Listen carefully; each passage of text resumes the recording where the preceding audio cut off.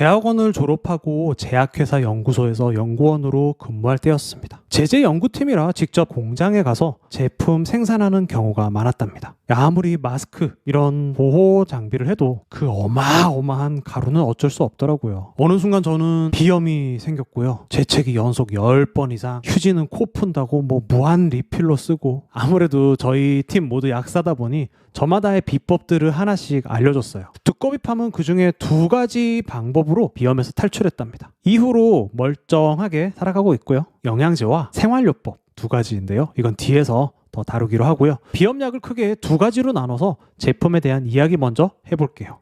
비염약 대충 먹으면 증상도 대충 안 낫거든요. 집중해주세요. 나에게 딱 맞는 제품이 어떤 건지 같이 찾아보겠습니다. 비염 증상 중 가장 골치 아프고 괴로운 게 이 콧물이 아닌가 생각합니다. 휴지로 푼다고 코 다 헐어버리잖아요. 이때 콧물은 좀 찐득찐득한 누런 코보다 맑은 콧물인 경우가 대부분이죠. 맑은 콧물이 날 때는 항히스타민제를 복용하면 됩니다. 말 그대로 알러지를 유발하는 히스타민을 없애는, 그래서 항히스타민이죠. 그렇기 때문에 꼭 콧물에만 쓰는 게 아니고 피부에도 활용이 가능합니다. 피부의 가려움, 습진, 그리고 알러지성 결막염이나 두드러기에도 쓸 수 있고요. 항히스타민제는 1세대와 2세대로 나누는데요. 1세대는 뒤에 코막힘에서 더 말씀드리고요. 2세대 먼저 살펴보겠습니다. 땡르텍 제일 유명하죠. 알약도 작고 하루 딱 한 번만 먹어도 된다는 장점도 있습니다. 최근에는 연질 캡슐, 액상형의 제품이 나왔죠. 아무래도 액상형이 효과 발현 면에서 좀 빠르죠. 이런 세티리진 성분, 항히스타민제 약을 먹으면 살짝 졸음이 쏟아지더라고요. 그러면서 콧물이 싹 마르게 되죠. 네, 이 졸음이 최대 단점이라 할 수 있습니다.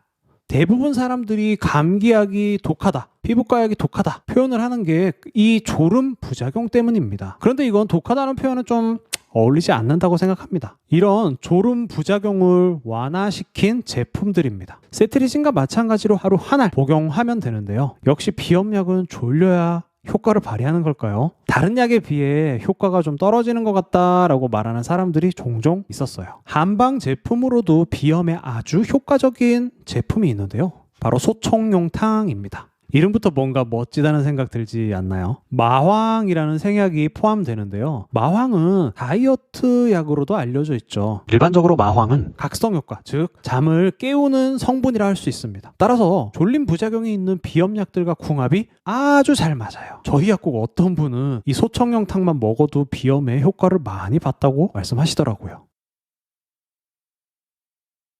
잘 때 코가 막히면 얼마나 불편한지 아시나요?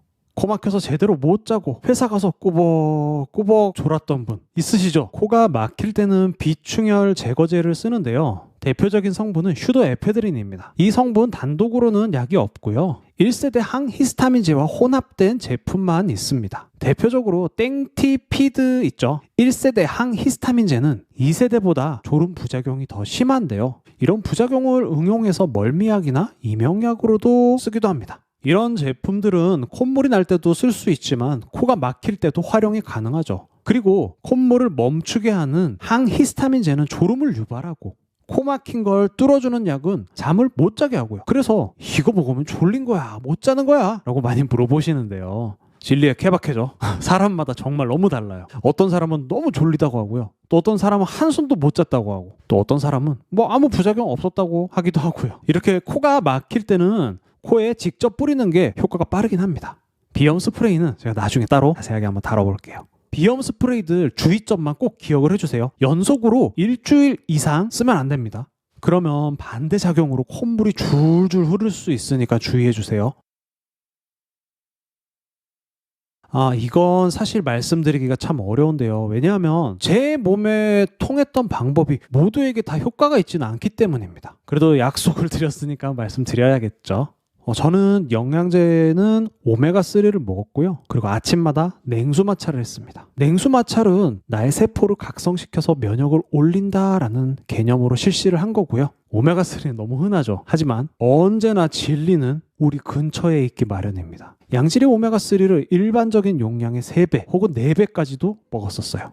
두꺼비팜이 상담을 통해 비염 영양제를 추천할 때는 오메가3와 유산균이 기본입니다. 비염은 결국 면역의 불균형이기 때문에 면역에 도움이 되는 오메가3와 유산균 기본에 비타민 D, 프로폴리스 첨가하는 건 선택 사항입니다.